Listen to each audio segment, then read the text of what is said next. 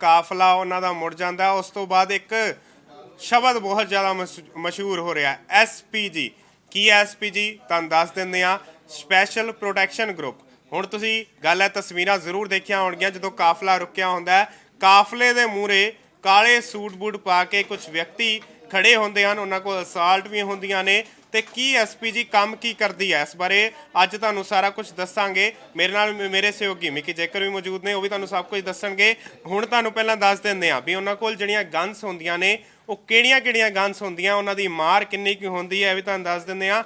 FN 200 ਅਤੇ ਹੋਰ ਵੀ ਕਾਫੀ ਉਹਨਾਂ ਕੋਲ ਗਨਸ ਹੁੰਦੀਆਂ ਜਿਹੜੀਆਂ ਉਹ ਰਿਵੈਲਵ ਨਹੀਂ ਕਰਦੇ। FNF 2000 ਨਾਂ ਦੀ ਇੱਕ ਉਹਨਾਂ ਕੋਲ ਕਹਿ ਸਕਦੇ ਆ ਗਨ ਵੀ ਹੁੰਦੀ ਹੈ, ਜਿਹਦੀ ਗੱਲ ਕਰੀਏ ਤਾਂ ਮੀਟਰ ਜਿਹੜੀ ਉਹਨਾਂ ਦੀ ਰੇਂਜ ਹੁੰਦੀ ਹੈ ਉਹ 500 ਮੀਟਰ ਤੱਕ ਹੁੰਦੀ ਆ। ਹੁਣ ਗੱਲ ਇਹ ਆਉਂਦੀ ਹੈ, ਤੁਸੀਂ ਇਹ ਵੀ ਜ਼ਰੂਰ ਸੋਚਦੇ ਹੋਣਗੇ ਉਹਨਾਂ ਦੇ ਹੱਥਾਂ 'ਚ ਸੂਟਕੇਸ ਕਾਹਦੇ ਵਾਸਤੇ ਹੁੰਦਾ, ਤਾਂ ਉਹ ਸੂਟਕੇਸ ਨਹੀਂ ਹੁੰਦਾ, ਅਸਲ 'ਚ ਉਹ ਬੁਲਟ ਪ੍ਰੂਫ ਸ਼ੀਟ ਹੁੰਦੀ ਹੈ। ਜਿਸ ਦੇ ਨਾਲ ਜੇ ਬਾਈ ਚਾਂਸ ਕੋਈ ਅਟੈਕ ਕਰ ਦਿੰਦਾ, ਜਿਵੇਂ ਕਿ ਪ੍ਰਧਾਨ ਮੰਤਰੀ ਜੇ ਰੈਲੀ ਨੂੰ ਸੰਬੋਧਨ ਕਰਦੇ ਹਨ, ਉਸ 'ਤੇ ਕੋਈ ਖੁਦਾ ਨਾ ਖਾਸਤਾ ਕੋਈ ਅਟੈਕ ਕਰ ਦਿੰਦਾ, ਤਾਂ ਉਸੇ ਸਮੇਂ ਉਹ ਸੂਟਕੇਸ ਨੂੰ ਖੋਲ ਦਿੰਦੇ ਨੇ ਤੇ ਉਹ ਬੁਲਟ ਪ੍ਰੂਫ ਸ਼ੀਟ ਬਣ ਜਾਂਦੀ ਆ। ਤੇ ਸਭ ਤੋਂ ਵੱਡੀ ਗੱਲ ਹੈ ਵੀ ਇਸ 'ਤੇ ਖਰਚਾ ਕਿੰਨਾ ਕੁ ਆਉਂਦਾ। ਜੇ ਗੱਲ ਕਰੀਏ ਇੱਕ ਦਿਨ ਦਾ ਖਰਚਾ ਜੋ ਹੈ 1 ਕਰੋੜ ਤੋਂ ਵੀ ਵੱਧ ਹੈ। 1 ਕਰੋੜ 62 ਲੱਖ ਦਾ ਖਰਚਾ ਅਤੇ ਟੋਟਲੀ ਜਿਹੜਾ ਬਜਟ ਪੂਰੇ ਸਾਲ ਦਾ ਇਸ ਦਾ ਬੰਦਾ ਉਹ 600 ਕਰੋੜ ਦੇ ਲਗਭਗ ਹੈ। ਬਿਲਕੁਲ ਜੀ ਕੁੰਵਰ ਜੀ, ਅਕਸਰ ਜਦੋਂ ਪੰਜਾਬ ਦੇ ਵਿੱਚ ਪਿਛਲੇ ਦਿਨੀ ਜਿਹੜੇ ਨਰਿੰਦਰ ਮੋਦੀ ਜੀ ਦੀ ਜਿਹੜੀ ਇੱਕ ਰੈਲੀ ਸੀਗੀ, ਜਦੋਂ ਕੈਂਸਲ ਹੋ ਗਈ ਤਾਂ ਉਹਨਾਂ ਦੀ ਜਿਹੜੀ ਸੁਰੱਖਿਆ ਚੌਕ ਦੇ ਉੱਤੇ ਲਗਾਤਾਰ ਲੋਕਾਂ ਨੇ ਸਵਾਲ ਚੁੱਕੇ।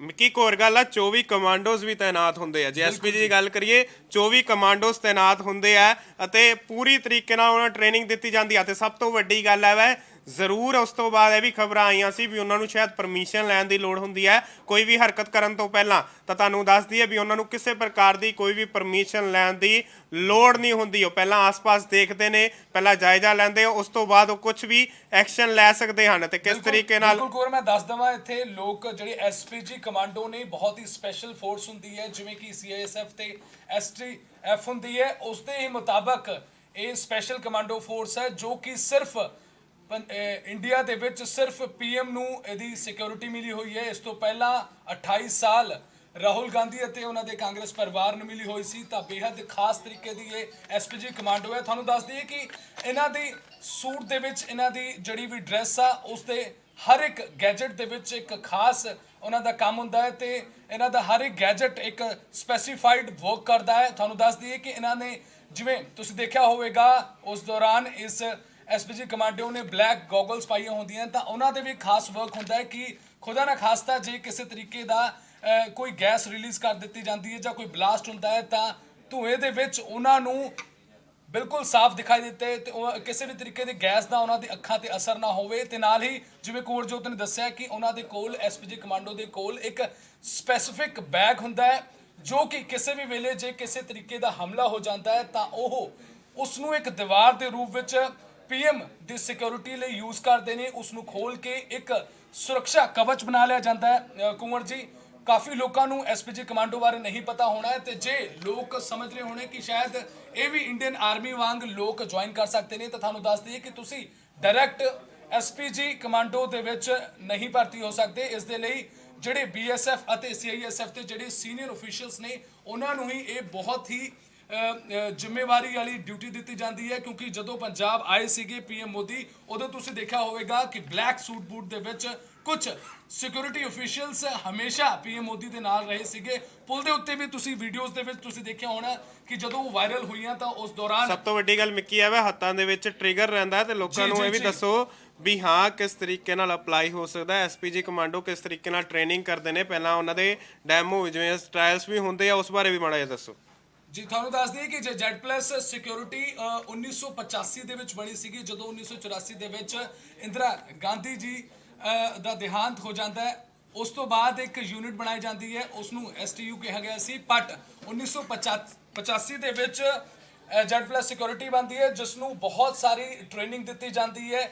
ਜਦੋਂ ਮੌਕੇ ਦੇ ਉੱਤੇ ਅਚਾਨਕ ਕੋਈ ਹਮਲਾ ਹੁੰਦਾ ਹੈ ਤਾਂ ਕਿਸ ਤਰੀਕੇ ਦੇ ਨਾਲ PM ਨੂੰ ਬਚਾਉਣਾ ਹੈ ਜਾਂ ਕਿਸੇ ਵੀ ਸੀਨੀਅਰ ਅਫੀਸਰ ਨੂੰ ਜਿਹੜੇ ਵੀ ਉਸ ਨੂੰ ਪ੍ਰੋਟੈਕਸ਼ਨ ਦੀ ਜ਼ਿੰਮੇਵਾਰੀ ਦਿੱਤੀ ਗਈ ਹੈ, ਉਹਨਾਂ ਨੂੰ ਹਰ ਤਰੀਕੇ ਦੇ ਜਿਹੜੇ ਹਾਈਲੀ ਐਡਵਾਂਸ ਟੈਕਨੀਕ ਦੇ ਜਿਹੜੇ ਵੀ ਹਥਿਆਰ ਨੇ ਉਹਨਾਂ ਨੂੰ ਚਲਾਉਣ ਦੀ ਟ੍ਰੇਨਿੰਗ ਦਿੱਤੀ ਜਾਂਦੀ ਹੁਣ ਹੈ। ਤੁਹਾਨੂੰ ਇਹ ਵੀ ਦੱਸ ਦਿੰਦੇ ਆ, ਨਾਲ ਜਿਹੜੀਆਂ ਗੱਡੀਆਂ ਮੌਜੂਦ ਹੁੰਦੀਆਂ ਨੇ ਪੀਐਮ ਦਾ ਕਾਫਲਾ, ਅਸੀਂ ਅਕਸਰ ਕਹਿ ਰਹੇ ਸੀ, ਤਾਂ ਪੀਐਮ ਦਾ ਕਾਫਲਾ ਇਹ ਨਹੀਂ ਹੋ ਸਕਦਾ ਵੀ ਨਾਲ ਸਪੋਰਟਰਸ ਹੋਣਗੇ, ਨਾਲ ਗੱਡੀਆਂ ਜਿਹੜੀਆਂ ਮੌਜੂਦ ਹੁੰਦੀਆਂ ਉਸ ਦੇ ਬਾਰੇ ਵੀ ਤੁਹਾਨੂੰ ਦੱਸ ਦਿੰਦੇ ਆ। ਸਭ ਤੋਂ ਵੱਡੀ ਗੱਲ, ਇੱਕ ਡੈਮੋ ਕਾਰ ਵੀ ਰੱਖੀ ਜਾਂਦੀ ਹੈ। ਇੱਕ ਡੈਮੋ ਕਾਰ ਤਾਂ ਇਸ ਵਾਸਤੇ ਰੱਖੀ ਜਾਂਦੀ ਹੈ, ਪਹਿਲੀ ਗੱਲ ਤਾਂ ਜਿਹੜੀ ਪੀਐਮ ਕੋਲ ਗੱਡੀ ਹੁੰਦੀ ਆ ਪ੍ਰੋਪਰ ਬੁਲਟ ਪ੍ਰੂਫ ਹੁੰਦੀ ਹੈ, ਕਿਸੇ ਪ੍ਰਕਾਰ ਨਾਲ ਵੀ ਕੋਈ ਵੀ ਬੁਲਟ ਉਸ ਦੇ ਵਿੱਚੋਂ ਨਹੀਂ ਨਿਕਲ ਸਕਦੀ। ਅਤੇ ਉਸ ਤੋਂ ਬਾਅਦ ਇੱਕ ਡੈਮੋ ਕਾਰ ਵੀ ਰੱਖੀ ਜਾਂਦੀ ਹੈ, ਬਾਈ ਚਾਂਸ ਜੇ ਉਸ ਗੱਡੀ ਨੂੰ ਖੁਦਾ ਨਾ ਖਾਸਤਾ ਕੁਝ ਹੋ ਜਾਂਦਾ ਤਾਂ ਦੂਜੀ ਗੱਡੀ ਵਿੱਚ ਸਵਾਰ ਹੋ ਕੇ ਪੀਐਮ ਦੂਜੀ ਗੱਡੀ ਸਵਾਰ ਹੋ ਸਕਦੇ ਹਨ।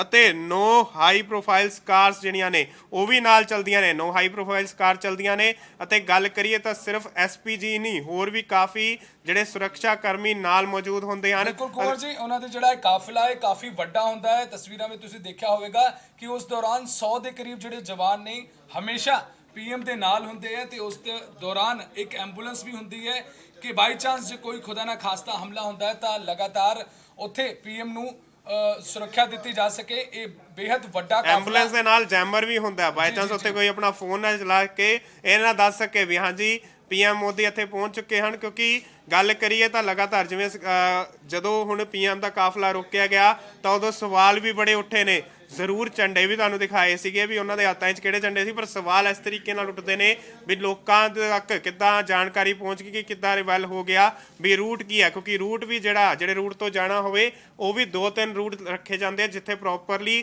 ਸਿਕਿਉਰਿਟੀ ਹੁੰਦੀ ਆ। ਅਤੇ ਹੁਣ ਗੱਲ ਇਹ ਆ, ਅਸੀਂ ਐਸਪੀਜੀ ਦੀ ਗੱਲ ਕਰ ਰਹੇ ਹਾਂ। ਐਸਪੀਜੀ ਤੁਸੀਂ ਬਾਰ-ਬਾਰ ਸੁਣਿਆ ਜ਼ਰੂਰ ਹੋਏਗਾ, ਪਰ ਉਹਨਾਂ ਕੋਲ ਕੀ ਹਥਿਆਰ ਹੁੰਦੇ ਹਨ, ਕੀ ਹੁੰਦੇ ਹਨ। ਅਤੇ ਸਭ ਤੋਂ ਵੱਡੀ ਗੱਲ ਇਹ ਕਰਦੀ ਹੈ ਵੀ ਉਹਨਾਂ ਨੇ ਲਗਾਤਾਰ ਟੀਮ ਕੋਆਰਡੀਨੇਟ ਉਹਨਾਂ ਦੀ ਹੁੰਦੀ ਰਹਿੰਦੀ ਹੈ, ਇੱਕ ਦੂਜੇ ਨਾਲ ਗੱਲਬਾਤ ਕਰਦੇ ਰਹਿੰਦੇ ਆ। ਮੈਂ ਜ਼ਰੂਰ ਦਰਸ਼ਕਾਂ ਨੂੰ ਦੱਸਣਾ ਚਾਹਾਂ ਕਿ ਜਦ ਵੀ ਕਿਤੇ ਪੀਐਮ ਜਾਂਦੇ ਨੇ ਤਾਂ ਉਸ ਤੋਂ ਪਹਿਲਾਂ ਰੂਟ ਡਿਸਾਈਡ ਹੁੰਦਾ ਹੈ ਤੇ ਉਹ ਕਿੱਥੇ ਤੱਕ ਜਾਂਦੇ ਨੇ।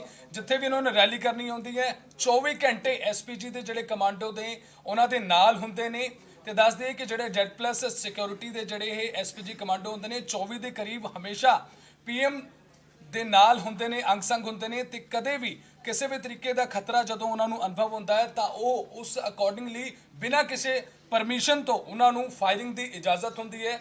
ਲੋਕਾਂ ਨੂੰ ਲੱਗਦਾ ਹੋਵੇਗਾ ਕਿ ਸ਼ਾਇਦ ਗੱਲ ਕਹਿ ਸਕਦੇ ਜਿਵੇਂ ਟ੍ਰਿਗਰ ਤੇ ਹਮੇਸ਼ਾ ਹੱਥ ਹੁੰਦਾ ਹੈ, ਜਿਵੇਂ ਤਸਵੀਰਾਂ ਵੀ ਆਈਆਂ ਸੀ ਵੀ ਹਮੇਸ਼ਾ ਹੱਥ ਉਹਨਾਂ ਦਾ ਟ੍ਰਿਗਰ ਤੇ ਰਹਿੰਦਾ ਹੀ ਹੈ। ਕਿਉਂਕਿ ਬਹੁਤ ਵੱਡੀ ਗੱਲ ਹੈ ਜੇ ਪੀਐਮ ਦੀ ਸਿਕਿਉਰਿਟੀ ਅਤੇ ਪੀਐਮ ਦੀ ਸਿਕਿਉਰਿਟੀ 'ਚ ਲੈਪਸ ਹੋਣਾ ਬੜੀ ਵੱਡੀ ਗੱਲ ਹੁੰਦੀ ਹੈ। ਜਿਵੇਂ ਕਿ ਪੰਜਾਬ ਦੀ ਗੱਲ ਕਰੀਏ, ਪੰਜਾਬ ਸਰਕਾਰ ਜ਼ਰੂਰ ਇਸ 'ਤੇ ਕਹਿ ਰਹੀ ਹੈ ਕਿਸੇ ਪ੍ਰਕਾਰ ਦਾ ਕੋਈ ਵੀ ਲੈਪਸ ਨਹੀਂ ਹੋਇਆ। ਜ਼ਰੂਰ ਪ੍ਰਦਰਸ਼ਨਕਾਰੀ ਅੱਗੇ ਆ ਗਏ ਸੀ, ਪਰ ਪ੍ਰਦਰਸ਼ਨਕਾਰੀਆਂ ਨੂੰ ਕਿਸ ਤਰੀਕੇ ਨਾਲ ਪਤਾ ਲੱਗਦਾ ਹੈ, ਜਾਂ ਜਿਹੜੇ ਉੱਥੇ ਝੰਡੇ ਦਿਖਾ ਕੇ ਮੋਦੀ ਦਾ ਨਾਰਾ ਲਗਾ ਰਹੇ ਸੀ ਉਹਨਾਂ ਨੂੰ ਕਿਸ ਤਰੀਕੇ ਨਾਲ ਪਤਾ ਲੱਗਦਾ। ਪਰ ਗੱਲ ਹੁਣ ਮਿੱਕੀ ਅਸੀਂ ਦੁਬਾਰਾ ਐਸਪੀਜੀ ਤੇ ਆ ਜਾਂਦੇ ਆ ਤਾਂ ਐਸਪੀਜੀ ਕੋਲ 4 ਲੈਵਲਸ, ਗੱਲ ਹੈ 4 ਲੈਵਲ ਸਿਕਿਉਰਿਟੀ ਹੁੰਦੀ ਆ, ਸਿਰਫ ਇੱਕ ਲੈਵਲ ਸਿਕਿਉਰਿਟੀ ਨਹੀਂ ਹੁੰਦੀ, ਇਹ 4 ਲੈਵਲ ਸਿਕਿਉਰਿਟੀ ਹੁੰਦੀ ਆ। ਤੇ ਘੇਰਾ ਹਮੇਸ਼ਾ, ਜਿਵੇਂ ਤੁਸੀਂ ਤਸਵੀਰਾਂ ਵਿੱਚ ਵੀ ਇਸ ਸਮੇਂ ਸਕਰੀਨ ਤੇ ਦੇਖ ਰਹੇ ਹੋ, ਵੀ ਹਮੇਸ਼ਾ ਇਹਨਾਂ ਦਾ ਘੇਰਾ ਬਣਿਆ ਹੀ ਰਹਿੰਦਾ। ਤੇ ਜਿਵੇਂ ਤੁਸੀਂ ਗੋਗਲਸ ਦੀ ਵੀ ਗੱਲ ਕਹੀ ਹੈ ਵੀ ਕਾਲੀਆਂ ਗੋਗਲਸ ਇਹਨਾਂ ਨੇ ਇਸ ਲਈ ਪਾਈਆਂ ਹੁੰਦੀਆਂ ਕੋਈ ਅਟੈਕ ਨਾ ਹੋ ਜਾਏ, ਕੋਈ ਗੈਸ ਅਟੈਕ ਨਾ ਹੋ ਜਾਏ ਤਾਂ ਇਹਨਾਂ ਨੂੰ ਦੇਖਣ 'ਚ ਕੋਈ ਵੀ ਪ੍ਰੋਬਲਮ ਨਾ ਹੋਵੇ, ਇਸ ਕਰਕੇ ਇਹਨਾਂ ਨੇ ਕਾਲਾ ਚਸ਼ਮਾ ਹਮੇਸ਼ਾ ਪਾਇਆ ਹੁੰਦਾ। ਅਤੇ ਇਹਨਾਂ ਨੂੰ ਪ੍ਰੋਪਰਲੀ ਹਰ ਤਰ੍ਹਾਂ ਦੀ ਟ੍ਰੇਨਿੰਗ ਦਿੱਤੀ ਜਾਂਦੀ ਹੈ। ਟ੍ਰਿਗਰ ਤੇ ਹੱਥ ਹੁੰਦਾ ਅਤੇ ਜਿਹੜੇ ਇਹਨਾਂ ਕੋਲ ਕਹਿ ਸਕਦੇ ਹਥਿਆਰ ਹੁੰਦੇ ਆ ਉਹ ਬਿਲਕੁਲ ਹੀ ਆਧੁਨਿਕ ਤਕਨੀਕ ਦੇ ਹੁੰਦੇ ਆ। ਤੇ ਕਈ ਹਥਿਆਰ ਤਾਂ ਦੱਸੇ ਵੀ ਨਹੀਂ ਜਾਂਦੇ ਵੀ ਕਿਹੜੇ ਹਥਿਆਰ ਨੇ। ਅਤੇ ਜੇ ਗੱਲ ਕਰੀਏ FN 200 ਅਤੇ FNF 2000 ਦੀ ਗੱਲ ਕਰੀਏ ਤਾਂ ਇਹਨਾਂ ਦੀ ਜਿਹੜੀ ਰੇਂਜ ਹੈ ਉਹ 500 ਮੀਟਰ ਦੀ ਰੇਂਜ ਹੈ। ਬਿਲਕੁਲ ਸਹੀ ਕਿਹਾ ਕੁੰਵਰ, ਇਹ ਜਿਹੜੀ FNF 2000 ਐਡਵਾਂਸ ਰਾਈਫਲ ਹੈ ਇਹ ਇੰਨੀ ਕੁ ਸ਼ਕਤੀਸ਼ਾਲੀ ਹੈ, ਇਸ ਦੀ ਮਾਰ ਇੰਨੀ ਦੂਰ ਹੁੰਦੀ ਹੈ ਕਿ 500 ਮੀਟਰ ਦੂਰ ਬੈਠਾ ਵੀ ਜਿਹੜਾ ਦੁਸ਼ਮਣ ਹੈ ਇਹਨਾਂ ਦੀ ਗੋਲੀ ਤੋਂ ਨਹੀਂ ਬਚ ਸਕਦਾ ਹੈ। ਬੇहद ਐਡਵਾਂਸ ਤਰੀਕੇ ਦੀ ਇਹਨਾਂ ਕੋਲ ਇਹ ਰਾਈਫਲ ਹੁੰਦੀ ਹੈ।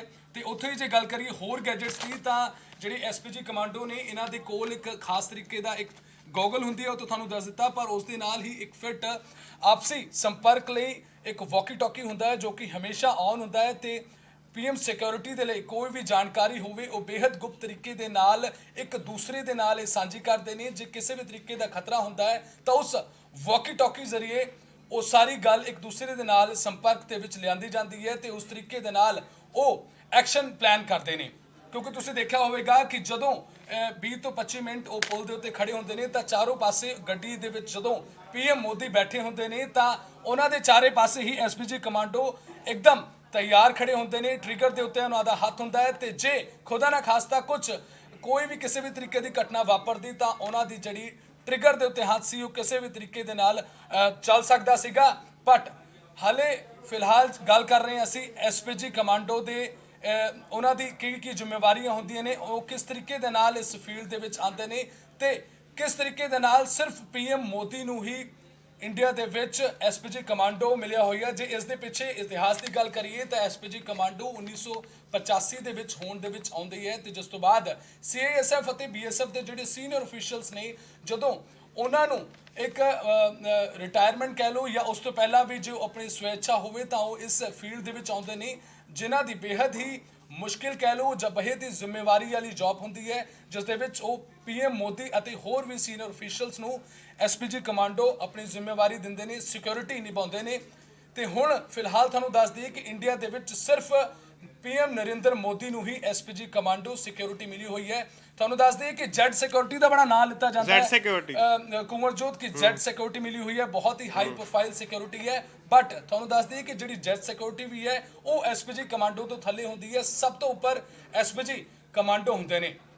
ਸੋ ਗੱਲ ਇਹ ਆਉਂਦੀ ਹੈ ਜਿਵੇਂ ਕਿ ਜ਼ੈਡ ਸਿਕਿਉਰਿਟੀ ਤੋਂ ਵੀ ਜ਼ਿਆਦਾ ਇਹ ਸਿਕਿਉਰਿਟੀ ਹੁੰਦੀ ਆ। ਤੇ ਜੇ ਗੱਲ ਕਰੀਏ ਐਸਪੀਜੀ, ਹੁਣ ਜ਼ਰੂਰ ਵਰਡ ਬਹੁਤ ਜ਼ਿਆਦਾ ਫੇਮਸ ਹੋ ਰਿਹਾ, ਲੋਕਾਂ ਨੂੰ ਸ਼ਾਇਦ ਇਸ ਬਾਰੇ ਕਈਆਂ ਨੂੰ ਪਤਾ ਸੀ, ਕਈਆਂ ਨੂੰ ਨਹੀਂ ਵੀ ਪਤਾ ਸੀ। ਤਾਂ ਇਹਨਾਂ ਕੋਲ ਬਹੁਤ ਹੀ ਆਧੁਨਿਕ ਹਥਿਆਰ ਹੁੰਦੇ ਨੇ, 24 ਕਮਾਂਡੋਸ ਹਮੇਸ਼ਾ ਤੈਨਾਤ ਰਹਿੰਦੇ ਨੇ ਅਤੇ ਬਜਟ ਵੀ ਤੁਹਾਨੂੰ ਦੱਸਦਾ ਵੀ ਲਗਭਗ 1 ਕਰੋੜ ਤੋਂ ਵੀ ਉੱਪਰ ਹੁੰਦਾ, ਮਤਲਬ 1 ਕਰੋੜ 62 ਲੱਖ ਦਾ ਜਿਹੜਾ ਇਹਨਾਂ ਦਾ ਬਜਟ ਹੁੰਦਾ ਇੱਕ ਦਿਨ ਦਾ। ਤੇ ਜੇ ਪੂਰੇ ਸਾਲ ਦੀ ਗੱਲ ਕਰੀਏ ਤਾਂ 592 ਕਰੋੜ ਦਾ ਬਜਟ ਹੁੰਦਾ। ਸੋ ਇਹਨਾਂ ਆਧੁਨਿਕ ਹਥਿਆਰ ਇਹਨਾਂ ਕੋਲ ਹੁੰਦੇ ਆ। ਅਤੇ ਪੀਐਮ ਦੀ ਗੱਡੀ ਬਾਰੇ ਵੀ ਤੁਹਾਨੂੰ ਦੱਸ ਦਿੱਤਾ ਵੀ ਉੱਥੇ ਨੇੜੇ ਤੇੜੇ ਗੱਲ ਕਰੀਏ ਤਾਂ ਕੋਈ ਵੀ ਪਰਿੰਦਾ ਵੀ ਪਰ ਨਹੀਂ ਮਾਰ ਸਕਦਾ, ਕਿਉਂਕਿ ਐਸਪੀਜੀ ਹਮੇਸ਼ਾ ਉੱਥੇ ਮੌਜੂਦ ਹੁੰਦੀ ਹੈ।